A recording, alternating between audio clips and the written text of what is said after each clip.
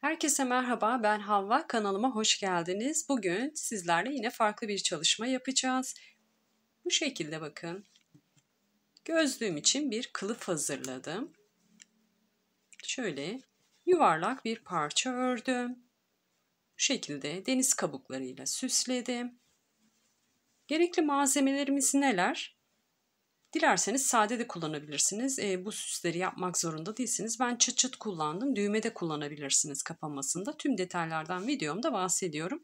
Şöyle yaylı bir halkam var. Bakın. Bir tane de bağcığım var.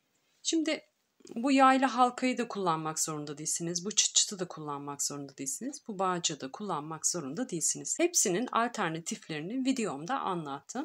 Sadece ip ile ve bir düğme ile bu şekilde kendinize küçük bir gözlük kılıfı hazırlayabilirsiniz. Bu kılıf benim günlük yaşamda çok işime yarıyor. Bazen sadece bir telefon çantasıyla dışarı çıkabiliyorum. Gözlüğümüzü elimizde taşımak zor olabiliyor. O yüzden bunu boynuma asıyorum. Şu şekilde bakın gözlüğümü yerleştiriyorum. Bu şekilde boynumda taşıyorum. Özellikle yürüyüş yaparken çok işimi görüyor açıkçası. Umarım beğenirsiniz ve sizler de örersiniz dediğim gibi. Yine yapımıyla alakalı tüm detaylardan bahsettim fakat sormak istediğiniz şeyler olursa videomun yorumlar kısmına yazarak sorularınızı sorduğunuzda zaten elimden geldiğince en kısa sürede sorulara dönüş yapıyorum. Ben koton iple hazırladım ama dilediğiniz iplerle çalışabilirsiniz. Yumuşak iplerle çalışmanızı öneririm. Çünkü sert iplerle çalıştığınızda gözlüğünüz deforme olabilir. Bazı videolarda ben şu düğme ya da çıt çıt kısmının içeriye dikildiğini gördüm. Ben o şekilde yapmayı tercih etmedim. Gözlüğüm çizilmesin diye. O yüzden metal olan aksesuarları dışarıda kullanmayı tercih ettim. Süsü de zaten yine dışarıda kullandım. İçinde hiçbir şekilde metal kullanmadım. Takmış olduğum halka da zaten bakın kullanırken hiçbir şekilde camına temas etmiyor. Dediğim gibi koton iple çalıştım. Siz de lütfen yumuşak ipleri tercih edin ki gözlüğünüz hiçbir şekilde zarar görmesin. Aklıma gelen detayları videomun başında aktarmış oldum.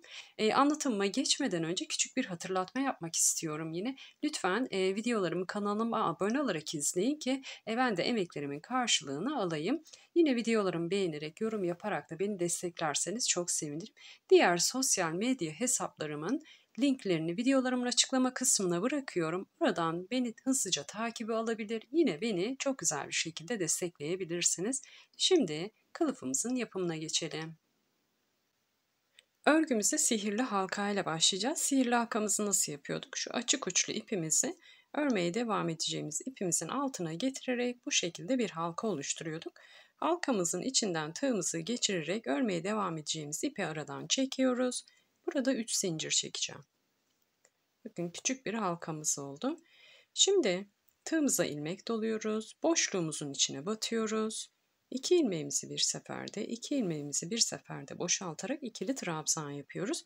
Tekrar gösteriyorum. Tığıma bir adet ilmek doladım. Boşluğumun içinden tığımı geçirdim. Örmeye devam edeceğim ipi tığımla çektim. 3 ilmeğimin ikisini bir seferde, kalan 2 ilmeği de bir seferde boşaltarak ikili trabzan yapıyorum. Bu şekilde çekmiş olduğum 3 zincirle birlikte toplam 13 adet ikili trabzan yapacağım. Toplam 13 adet ikili trabzanımı ördüm. Şu açık uçlu ipimizi çekerek boşluğumuzu iyice küçültüyoruz. Şimdi ilk çekmiş olduğumuz 3 zincirimiz vardı. Bir trabzan yerine geçiyordu. Onun 3. zincirine yani tepe boşluğuna batarak kaydırma tekniğiyle sıramı bağlıyorum. Şu ipi de araya alıyorum. Burada yine 3 zincir çekiyorum.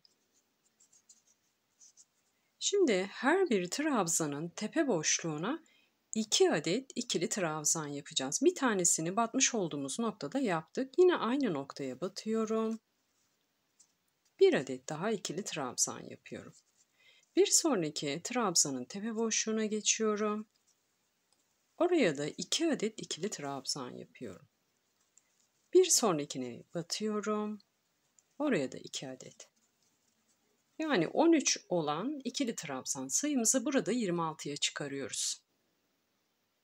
İkinci sıramı da tamamladım. Yine çekmiş olduğumuz 3 zincirlik ikili trabzanımız vardı. Onun tepe boşluğuna batıyorum. Kaydırma tekniğiyle sıramı bağlıyorum. 3 zincir çekerek bir adet daha ikili trabzan yapıyorum. Şimdi 3. sıramız bir tek bir çift olarak ilerleyecek. Battığım noktada 3 zincir çekerek bir tane ikili trabzan yapmış oldum. Bir sonraki boşluğa geçiyorum şimdi. Bir adet ikili trabzan. Aynı noktaya tekrar bir adet daha ikili trabzan. Yani bir tek bir çift batmış oldum. Şimdi bir sonrakine bir adet ikili trabzan. Bir sonraki trabzanın tepe boşluğuna 2 adet ikili trabzan. Bu şekilde bir tek bir çift örerek 3. sıramı da tamamlıyorum. 3. sıramı da tamamladım. Şimdi 4. sırama geçiş yapmak için ilk yapmış olduğum trabzanın tepe boşluğuna batıyorum. 3 zincir çekerek bir adet ikili trabzan yapıyorum. Şimdi 4. sıramı örerken çift battığım noktalar üst üste gelsin istemiyorum. O yüzden ilk önce çift yapacağım. Aynı noktaya batarak bir tane daha ikili trabzan yapıyorum. Şimdi tek trabzan sayımız 2'ye çıktı. Altta ne yapmıştık? Tek trabzan sayımız bir taneydi. Yani bir tek bir çift yapmıştık. Burada ise 2 tek bir çift olacak. Ama çift yaptığım trabzanı ilk önce yaptım. Şimdi bir sonraki boşluğa bir tane ikili trabzan, bir sonraki boşluğa bir adet ikili trabzan, bir çift iki tek. Şimdi bir sonraki trabzanın tepe boşluğuna geçiyorum. Aynı noktaya 2 adet ikili trabzan yapıyorum. Bir sonrakine geçiyorum bir tane, bir sonrakine geçiyorum bir tane.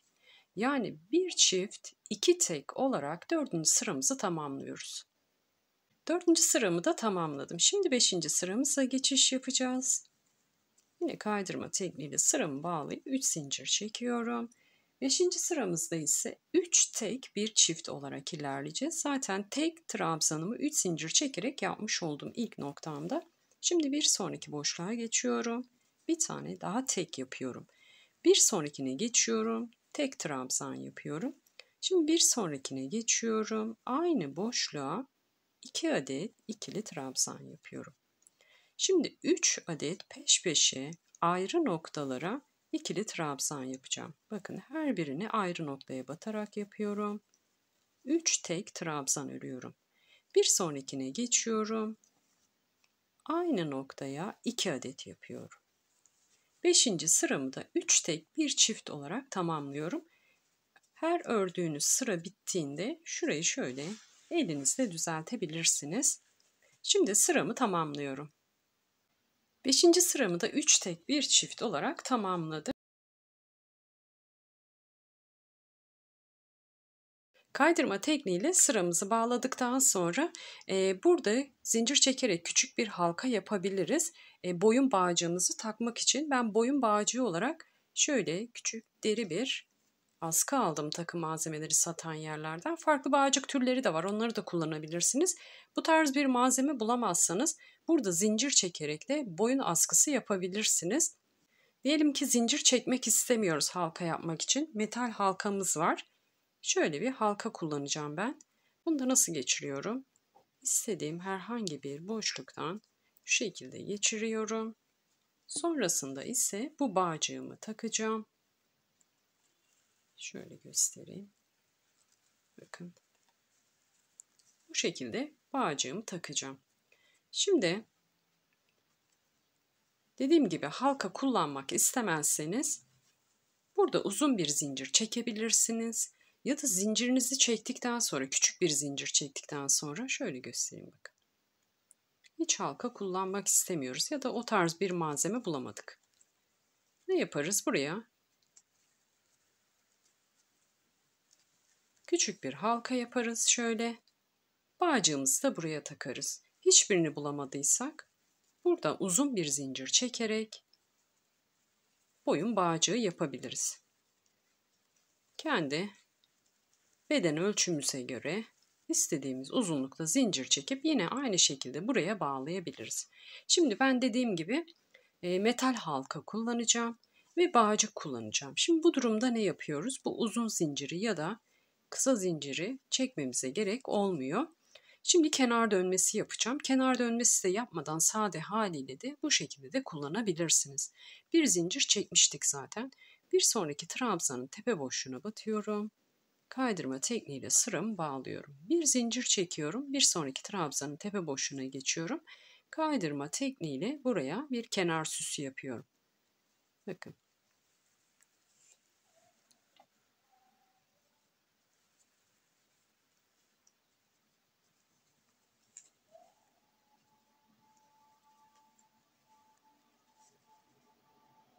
Sıra sonunda sadece şurada 1, 2, 3, 4 tane trabzanın tepe boşluğuna kaydırma tekniği yapmıyoruz.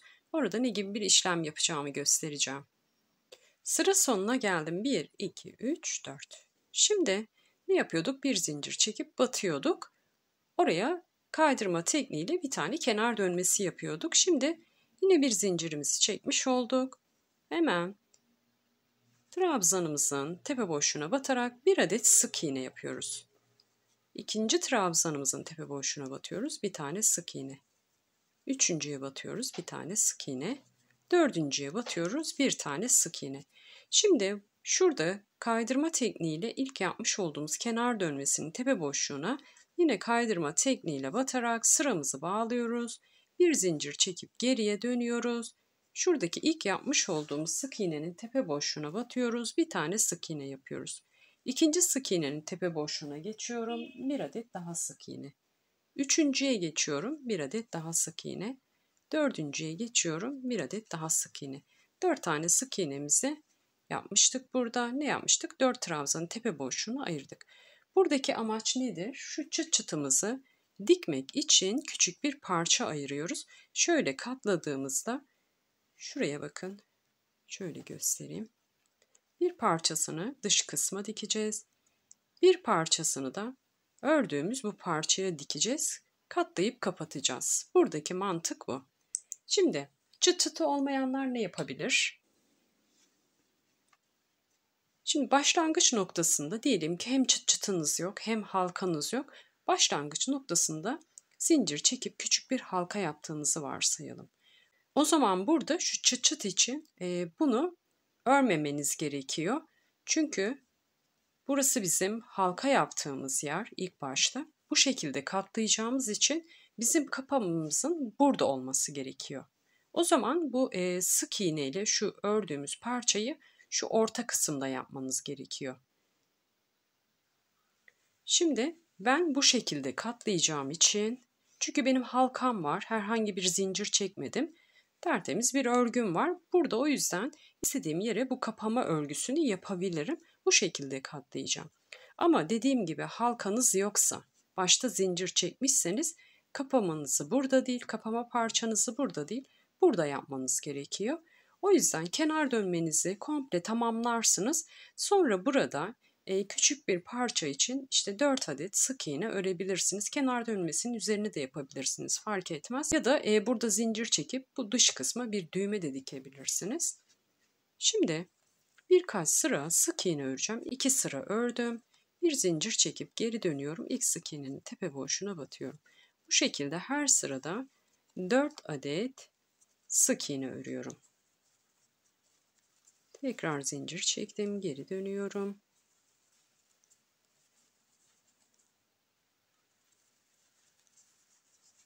Buradaki uzunluğu şu çıt çıtımızın genişliği belirleyecek. Çok uzun bir parça dikmeyeceğim. Bunun genişliğine göre örmeye devam ediyorum.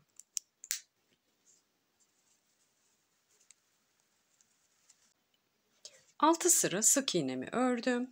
Artık benim için tamam.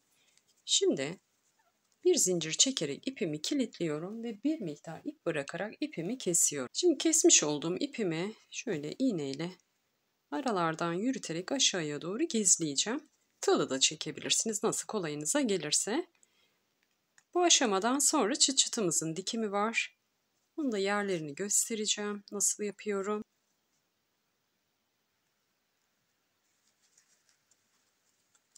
Şimdi fazlasını keseceğim. Şimdi çıt çıtımı nasıl dikeceğim? Şöyle katlıyorum. Şu kısma denk geldiği yere şöyle ayarlıyorum.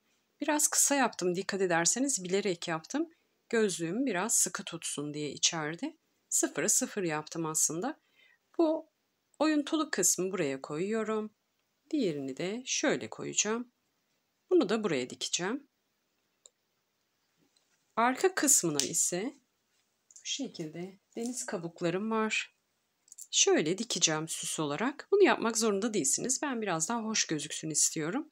Şöyle dikeceğim. Dilerseniz boncuk da yapabilirsiniz. Dilerseniz renkli iplerle farklı süsler de yapabilirsiniz. Şimdi bu dikişlerimin hepsini tamamlıyorum. Bitmiş halini sizlerle tekrar paylaşıyorum. Gözlük kılıfımızı ördük. Nasıl yerleştireceğiz gözlüğümüze? Bakın şöyle çeviriyorum. Şu şekilde.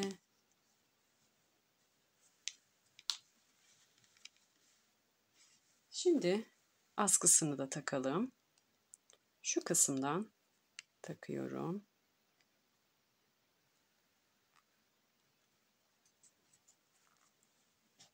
Bağcığını da takalım. Bağcığımın ucuna bu şekilde düğüm attım. Farklı bağcıklar da kullanabilirsiniz.